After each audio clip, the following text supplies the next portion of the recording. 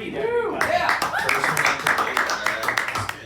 Okay, so a couple things about myself. So I work from home, which gives me plenty of time to watch conspiracy theories videos on the internet. And I'm not a Holocaust denier, but I am a Helen Keller denier. I don't know if you guys are familiar with this, but that bitch couldn't see. That's all I'm saying. So if you're not aware, there's actually 4 camps of Helen Keller deniers. This is a real thing. You can Google it. First is Helen Keller didn't live at all, which is, I think, a weird one. They just made the whole thing up. Second is Helen Keller was real, but she could only see and hear a little bit. Third one is Helen Keller was real, but she could see and just hear full on. And then the fourth one, of course, is that the story is real. And I think when you get through all of this and you really examine the evidence and you ask yourself, the real important question is, why in the fuck am I thinking about Helen Keller? And, I need to focus on more important things, the more important conspiracies like Beyonce's a witch, which she is, by the way. I for some reason, they think that a lot of rap and R&B artists are in the Illuminati, and my question is let's pretend for a second that the Illuminati's real, but they're just sitting in a room, like Rockefeller descendants, and just big time names, and they're sitting around, and you're like, you know who we could really use in the Illuminati? Travis Scott. And this is a real thing. People believe that these people worship the devil. And my question is I picture doesn't the devil have enough souls already? He's just, everybody and their brother sold their soul to the devil for stardom. And I just picture the devil in a pawn shop in hell, and just, Travis Scott rolls up and he's I'm looking to sell my soul, and he's like, oof.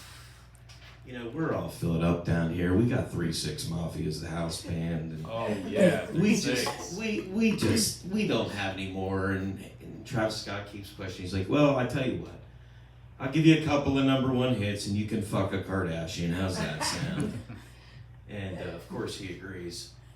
So I'm actually not from here. I'm from Pennsylvania. We're just visiting, and Pennsylvania always ranks consistently in the worst roads in America.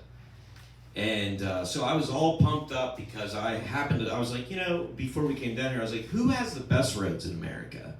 And surprisingly, Tennessee makes that list a lot as the top roads. But what I learned is that the bar is not really set that high.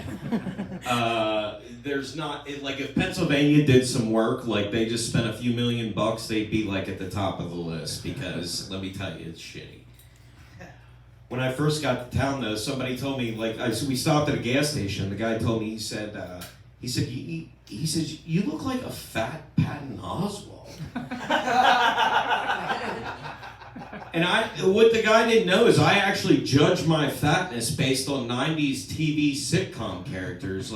I'll just be at home and I'll be like, oh my God, I'm fatter than George Costanza.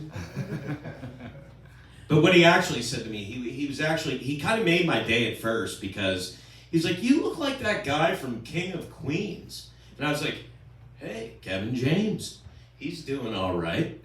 Multi-million-dollar career. He's a successful guy. I'll deal with that. He's like, nah, Spence. He's like, but you look like a fat version of him. Another little known fact about me is I actually have Tourette's syndrome. Not the fun kind, relax. I'm not gonna yell fuck shit at inappropriate times. It's much more terrible in that I just do really weird facial and verbal tics. I'll just be like, and it runs into some really weird situations, because I've done that, people will see me and I'll be like, and the woman asked me, she said, did you just take a bite out of the air? Yeah, I actually did, which it actually kind of gets crazy when I'm driving too, because I'll just be, I'll get into one too, and I'll be like, and my wife will be like, are you all right? And I'll be like, yeah, I'm fine. That's all I got, guys. Thanks.